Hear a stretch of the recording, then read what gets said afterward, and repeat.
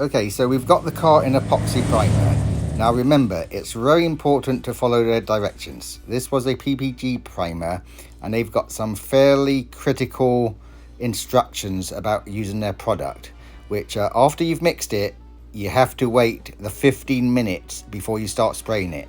It's called an induction time. And anyway, so the car's in epoxy primer, and now I'm just going to seal it in a slick sand high build primer, which you have a 72-hour window on this epoxy primer, in which you have to spray the primer on top of it. Otherwise, you have to go back and re-epoxy it.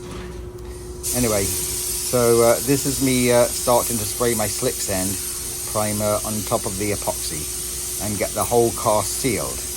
And I'm still going to have quite a lot of body work to do after that, but this gets it all sealed, and I don't have a window to worry about at this point because it's sealed. The epoxy primer's sealed, and then I can take my time to do my final body work. So this is the procedure I'm doing, and hopefully you liked it. So with this particular epoxy primer, it gives you a 72-hour window in which to spray your final primer over it, or your sealing primer over it. So the window means that you have to get that covered before that time period is over. Now the epoxy primer is like etches into the bare metal and the filler and the different components underneath it. But if you wait beyond that window, it becomes too hard and it's catalyzed so that your primer won't bond to it correctly. So that's why you have this window to operate in. Now, I know there's a lot of people out there who don't worry about the windows, and I don't know if they get issues or not, but I generally follow all the directions on the products I use. But I'm not saying that everybody does. Now, there are various different types of primers. You've got urethane primers, acrylic primers, polyester primers, but I generally use primers which are the same component as the filler. So the primer's technically a very thin version of filler. So that's why the filler bonds to it so well, because it's basically the same product. But you do want to sand the areas you're going to fill, so it keys to the primer well. Also, a lot of primers shrink, and so the longer you can leave the primer on the car after your final priming before you paint it, the better. Now, the more expensive the primer, the less shrinkage you generally get. But with any primer, this is quite a good quality primer, but with any primer, I like to let it sit for a few days and let it cure properly and do the majority of its shrinking, and then I'll start my final bodywork on top of that. But when I've finished all my bodywork and I've done my final priming, usually with a slightly different type of primer, not a high build primer, but made out the same stuff, I will let it sit for maybe a couple of weeks. Not always, it depends what the primer is, but I try and allow it to shrink as much as it can, and then I do my final sanding and my painting. But anyway, you'll see the procedure of what I'm doing here, and maybe it's helpful to some people.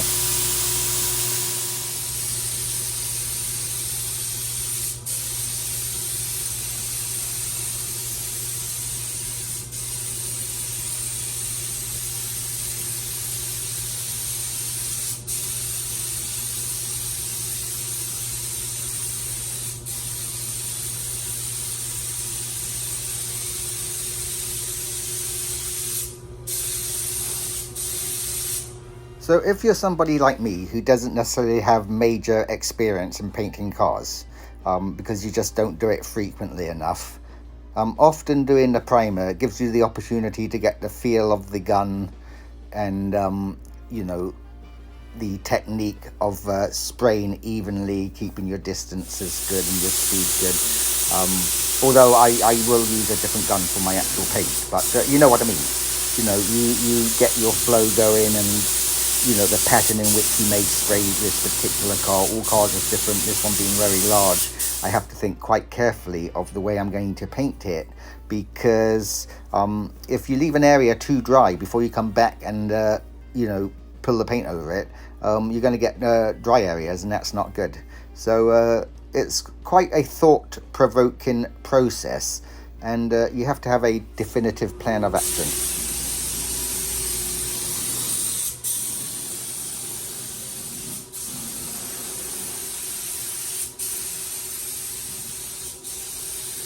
I've talked about this in previous videos, but different products require different size nozzles of your paint gun. This particular product, a slick sand, which is quite thick, requires a minimum of a 2.0 nozzle for my paint gun.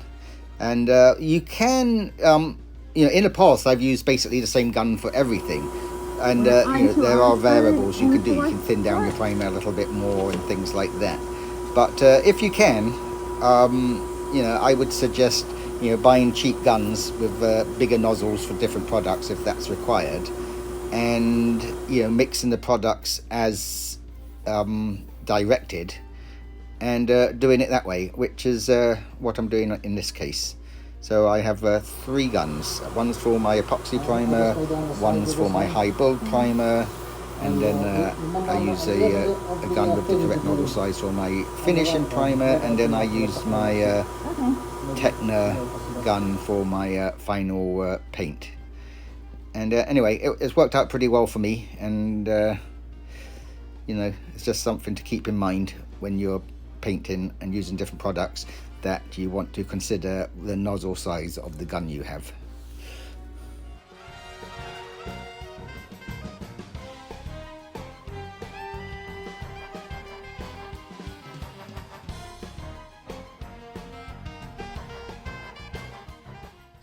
Remember, you know, air cleanliness is very important to a good paint job and not getting reactions. So remember to drain your compressor regularly, and if your airline's set up correctly, normally you bring out a horizontal, maybe at least a 20-foot horizontal pipe with a T coming off of it, pointing down with a drain in that, and then you go into your water separator, your particular filter, and your final filter for your airline. So make sure that everything's clean, drained regularly, and that will definitely help you with your end result. And I've already spoken in the previous videos about how important it is to keep your work surfaces perfectly clean. You know, fingerprints and stuff will cause problems down the road, or can cause problems down the road. So you know, make sure you've degreased your surfaces and de-dusted them prior to doing any type of spraying.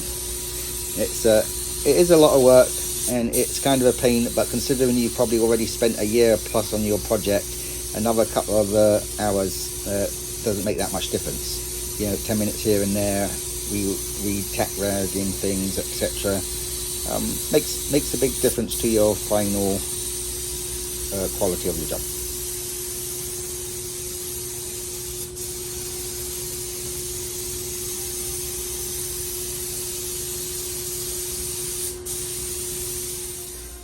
As you can see in some of the videos, I don't stop my spraying stroke on a seam. I go like 6 inches past it or so. You kind of want to get in the habit of doing that, so that when you do your final paint, you know, if you've got a door and it's, you know, sometimes you almost get caught into you just spray the door and then you move down and you spray the rear fender. Well, if you do that, you can build up a lot of paint on that edge there where the door meets the fender, and that's not good. So you almost like want to come past the door into the fender, and then when you do your fender, you know, you're pulling, you know, from just past the door to finish your fender. But little things like that are important. It's worth reading some literature on painting techniques and stuff. I realise that this monster car is not a show car, and you know, I haven't done it to a quality of a show car. It's been done as a daily driver, but I still, you know, trying to do the best job I can. And you know, my skills are limited, but even with my limited skills, I can still get pretty nice results. And for the average person at a car show, or you know, on the street, who looks at my cars, they think they're, you know, really cool and done quite nicely. So you know, I'm not an expert, but a lot of us who aren't can get, you know, fairly nice results by just taking our time and using common sense and following directions. But it's definitely worth educating yourself a little bit on you know, the products that you use, you know, the temperature that you're spraying in, the humidities, and all the little things that can make a difference. You know, the little things are worth looking into. Even mixing, it's important for good consistency with your mixing. You know, lay out your table, you know, upwind, so to speak, so that, you know, you're in a clean environment when you're going back to mix your paints and stuff. And have your table laid out really neatly with everything in place. Use a clean filter for every batch, so it only costs pennies. And you know, make sure your mixing is very accurate, and thoroughly mix your products really, really well. And all these little things, you know, make a big difference to the end result.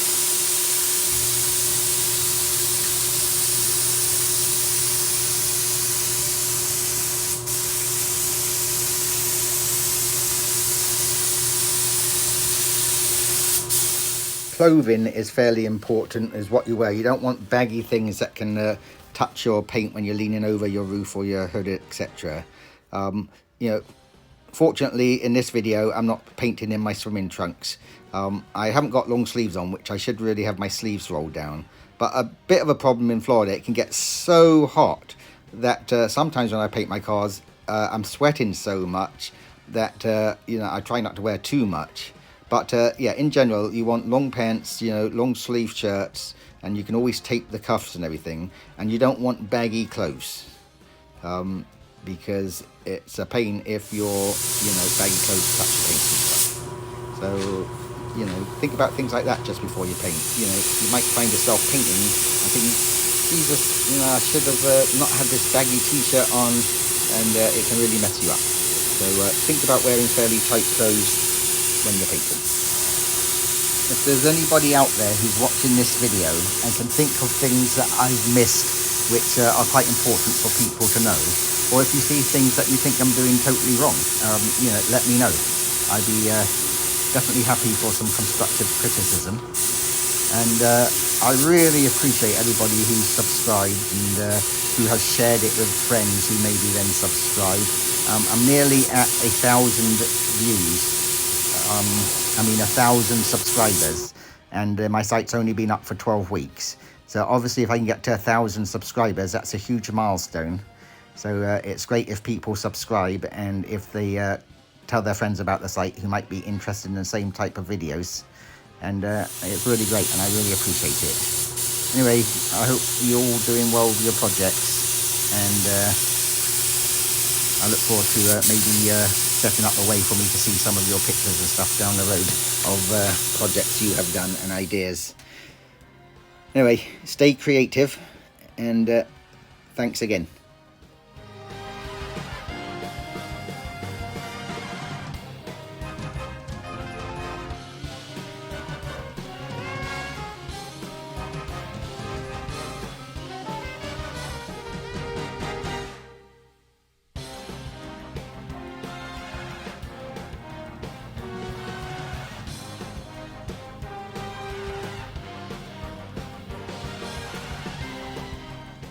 I have to thank Samantha, who has taken a lot of videos and photographs of me doing my projects.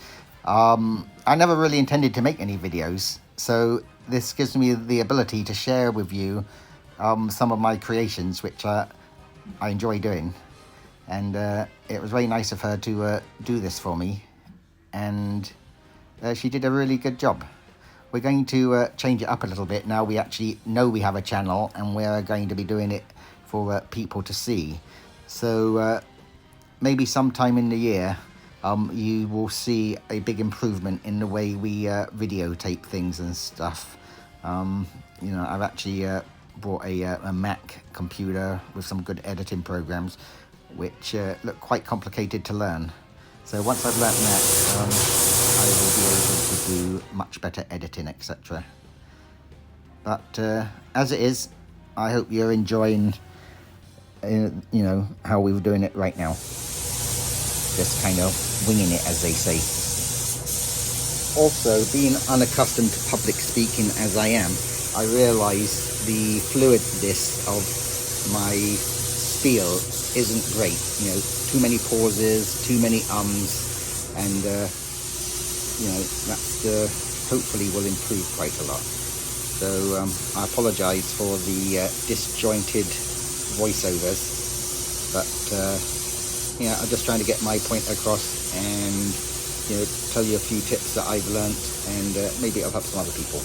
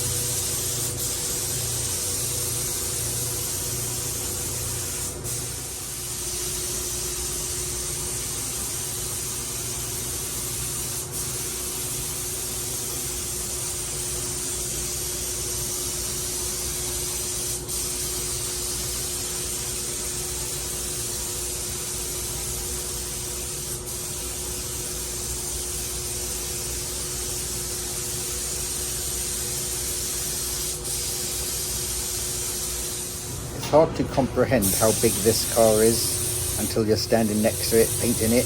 It's like painting a boat, and it makes it quite a lot more difficult. If it was like a small MG or something, man, it would be so easy. But this thing's ginormous.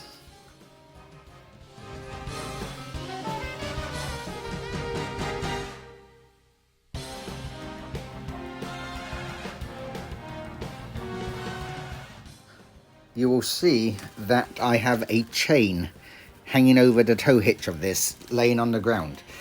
Believe it or not, that can be quite helpful because it reduces the static build-up on the body of the car, and which attracts dust. So it's always a good idea to ground your car to the ground. Anyway, you can see that the car's really starting to take shape now. The primer's looking really good. And I know I've still got quite a lot of body work to do, and you'll see that in the following videos that I actually still do quite a lot of body work on the car. But really happy with it. It's starting to look really, really nice. If you've watched some of the previous episodes of this build, you know, you will see where I've elongated my wheel wells and increased the thickness of my rocker panel, and how I transfer from the fenders into the rocker panel. And now that it's all in primer, you can see how that all flows together really nicely. And obviously you want it to do that so it doesn't, you know, instantly to somebody's eye think, oh man, that's not the original rocker, this, that and next thing. But that's kind of the beauty of it. This rocker panel is like 5 inches wide, whereas the original one would have been about 3 inches.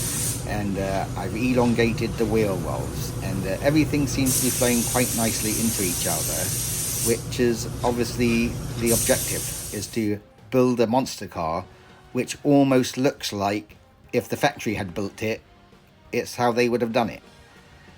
Anyway, which is funnily one of the comments I often get is like, man, if they'd built a factory monster car, it would have been like that. So that's kind of the look I'm going for, is something that looks outrageous, but also kind of looks in proportion.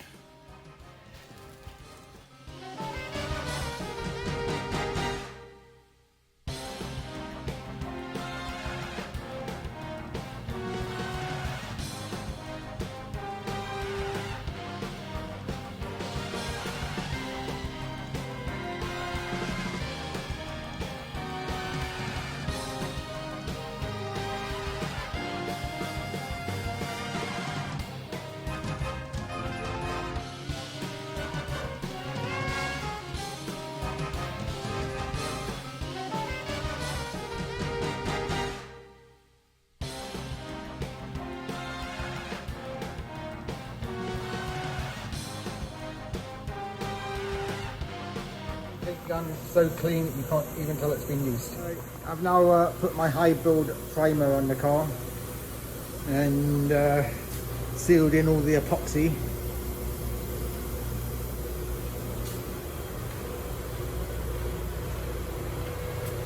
So I'll let that sit for a few days while I work on the trunk lid. Got to do the trunk lid, and then I'll block sand this and do my final imperfections.